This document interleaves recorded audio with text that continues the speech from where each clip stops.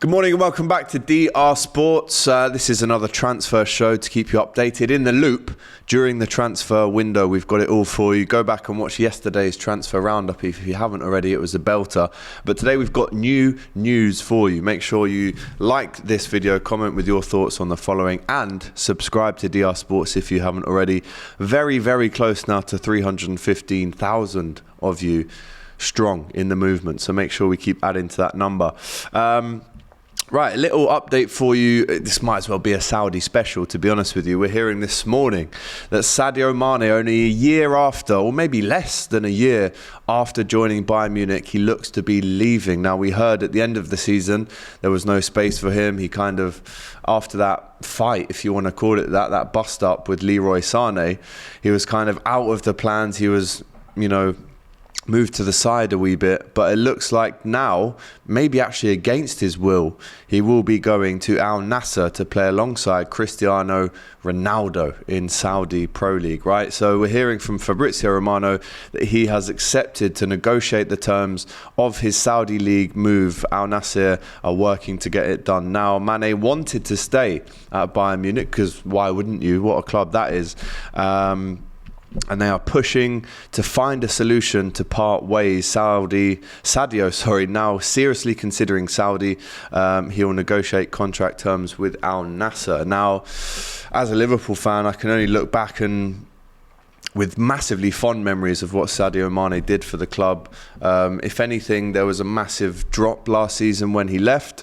And a lot of people put that down to Liverpool's poor season last year in terms of the league finish. But, we're seeing there, he wanted to stay at Bayern Munich, as I said, less than a year there. You really wanted to make your mark. It just hasn't worked out for him. It rarely does when ex-Liverpool players find themselves up at Bayern Munich. You look at Coutinho, did win the Champions League, to be fair, but look at him now. Not even really in the squad or in the thoughts of Unai Emery at Aston Villa. But Sadio Mane, after just less than a year, will be leaving Bayern Munich. How does that make you feel in terms of what the promise that he actually brought to Bayern before he joined, to now less than a year after, he's being shunned really by the staff, and he's going to go and ply his trade now in the Saudi Pro League? How does that make you feel? Because for me, knowing how good he was, what a great guy he was to have around the changing room, that just hasn't really been seen at Bayern Munich. Now, in the early exchanges, yes, he was injured a lot. He was in and out of the team, scored a few goals. But I could just tell within himself that he wasn't the Sadio Mane that I knew, and that Liverpool fans knew, and that Premier League fans knew from his time destroying Premier League defences since, the last 10 years, if you look at his time at Southampton and Liverpool combined. But I have to say, I do think it's best that he leaves Bayern Munich for himself, right? Obviously the money is going to be a big factor, but looking at the atmosphere and what he did last season, that's definitely affected his mental, and going into that training session, I don't think he thought that he'd end up having a literal bust-up and busting up Leroy Sané's lip. But that must have been a very big deciding factor of why he's actually leaving the club now. So listen, big money move for Mane. He's going to play alongside Cristiano Ronaldo, right? So honestly, in his prime, one of the giants in Europe, one season, and it's kind of turned out into a bit of a disaster for him. So Sadio Mane will move to Al Nassr if all these negotiations go as they should do. But Ronaldo and Mane, what a combination that is, by the way. Who will play on the left wing, right? Because again, there's so many talented players going out there now that spaces in the attacking lineup are actually a bit of a premium right now. So listen, he's going to go, who knows, he might even invest a lot of this money that he's going to earn in Saudi back into his village in Senegal. We know that he's built hospitals, he's done incredibly humane things with his money. He's given back to the nth degree, right? So really happy for him in that way. But again, I can't help but think that this just isn't how it was supposed to end for Sadio Mane. But again, let me know in the comments what happens for him now next season. Staying in Saudi, it was confirmed last night that Riyad Mahrez, the Manchester City and Leicester Premier League winning legend, because I am going to put him in that category. I think if you look at his numbers, I would say only Salah in terms of that right wing position has actually scored more than him across the years. The assists, the goals, the wonder strikes. I'm actually going to say this, and again, let me know in the comments if you agree or disagree. Riyad Mahrez, massively underrated, massively disrespected, right, in terms of what he's done at Man City and Leicester.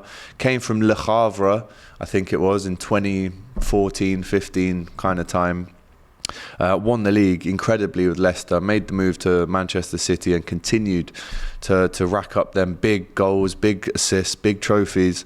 But it looks like he will now become a new Ahli player. Okay, and he's on his way to Saudi soon. He will be playing, all right, and listen to this list now. He will be playing with Edu Mendy, again, former Chelsea goalkeeper, Roberto Firmino, my hero, one of my favourite Liverpool players of all time. And of course, they're waiting for Alain Saint-Maximin to come and join them as well. So we are looking at potentially a front line next season for our Ahli of Bobby Firmino, Alain Saint-Maximin and Riyad Mahrez. Now that, in the Premier League, how many goals does that get you in the Premier League? Firmino, again, I think he scored 14 goals in all comps last season, over 10 in the Prem. Saint-Maximin, maybe less, of course, less. But Riyad Mahrez gets you 10 to 15 goals every season in the Premier League. So that is a frightening front three that would actually still, of course it would, be a massive threat in the Premier League. So Edu Mendy in goal there as well. And they're obviously waiting for Saint-Maximin to come and join them. So that's a massive, massive, massive name added to the Ahli lineup for next season.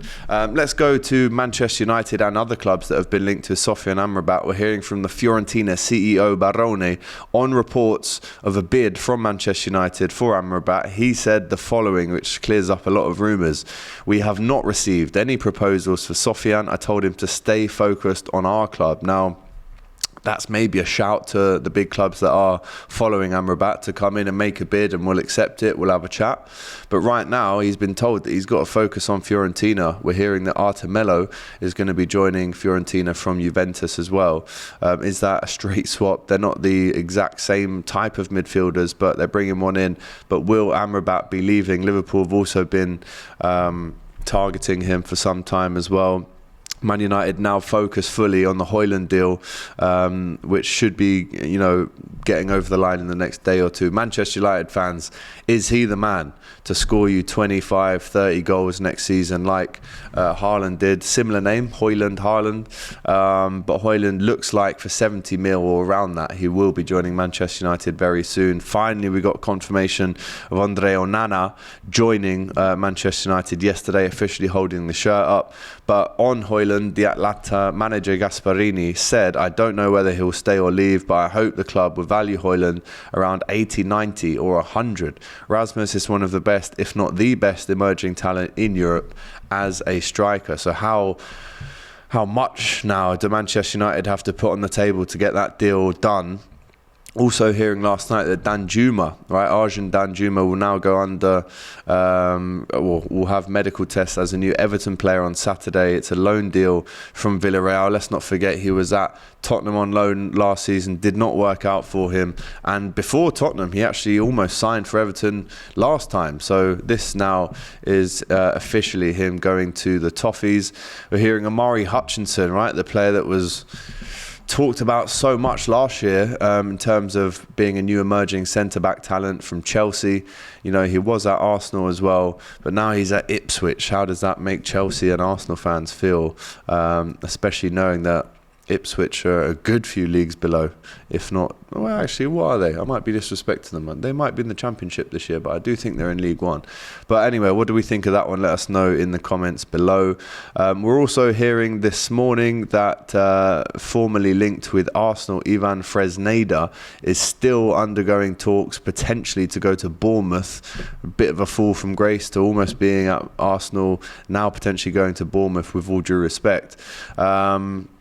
And this is a big one. Aston Villa really, really splashing the cash this summer. So far, they've brought in Yuri Tillemans for free. But Moussa Diaby becomes the latest 50 million plus signing, 52 million that one is, from Leverkusen. He was touted around, even the Saudis were interested in him, but now he comes to Aston Villa after Pau Torres has already signed for the Villains at 31.5 million. So rate Aston Villa's summer out of 10 so far. Should they be aiming to finish in the Champions League next season after confirming that they will play in Europe next season? So there you go, that's your update. One more final bits for you, as we're hearing that Al Nassr previously had an agreement to sign Alex Telles, but now they're having second thoughts about the deal, and sources believe they're now looking at other left backs in the Saudi market. So that deal looks like it could fall through for both Telles and Al Nassr.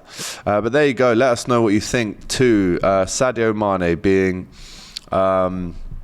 on his way potentially to Al Nassr. We're seeing Riyad Mahrez finally leaving the Premier League as well, and the rest of the bits and bobs that we spoke about. But there you go. We should have more for you tomorrow, so make sure that you're locked in. Don't forget, England start their campaign in the Euros, the World Cup over in New Zealand and Australia tomorrow. We'll have that live for you. Myself, Ty will be on the show as well, I'm sure, and we're looking forward to that one. That's a 10:30 start tomorrow morning. But until then, take care. Remember to comment with your thoughts down below and subscribe to the channel. We'll see you soon.